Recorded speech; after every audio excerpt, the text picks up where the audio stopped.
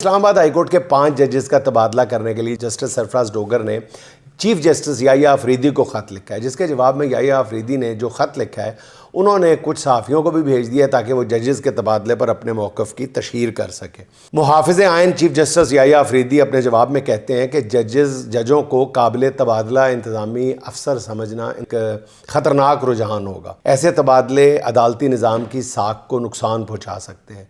Chief justice Yahya Afridi मज़ीद कहते हैं कि जजों के इंतज़ामी तबादले करना आइन के मनाफी होगा। ऐसा करने से अदलिया की आज़ादी और ख़ुद मुख्तारी मुतासर हो सकती है, इसलिए जजों के तबादले के लिए कमीशन इजलास बुलाने की दरख्वास्त कबूल नहीं की जा सकती।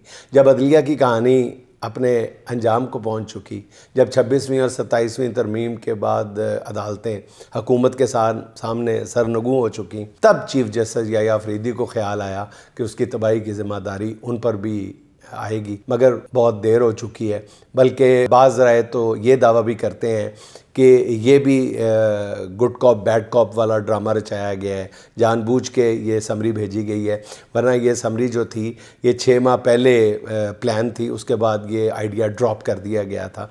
लेकिन अब ये दोबारा सिर्फ इसीलिए है कि चीफ जस्टिस के इमेज को बहाल किया जा सके।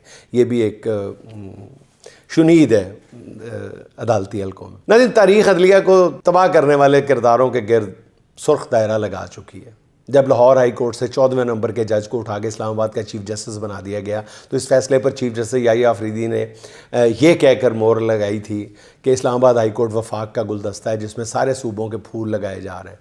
जब 27वीं तरमीम में तमाम हाई कोर्ट्स के जजेस के तबादले की शिकें शामिल की जा रही थी, तो चीफ जस्टिस अपने घोड़ों पर पोलो के खेल से लुत्फ़अंदोज़ हो रहे थे और सुप्रीम कोर्ट में पार्किंग के देरीना मसाइल पर गुफ्तगू फरमा रहे थे, बल्कि उनको हल फरमा रहे थे। जब अदालतें हुकूमत का ज़ैली इदारा बन गई हैं, तो चीफ जस्टिस गुफ्तार के गाजी बनकर तारीख़ के हाथों पामाल होने से बचने की कोशिश या नाकाम कोशिश कर रहे हैं। इस तरह की हरकतें एक गलीज़ काजी रिटायरमेंट के बाद कर रहा है और लोगों को कह रहा है कि उसके फ़ैसले पढ़े, वो अपने एजेंटों के ज़रिए अपने फ़ैसलों की तावीलें कर रहा है। बदकिस्मती से चीफ जस्टिस याहिया अफरीदी भी उसी रास्ते पर गामज़न नज़र आ रहे हैं।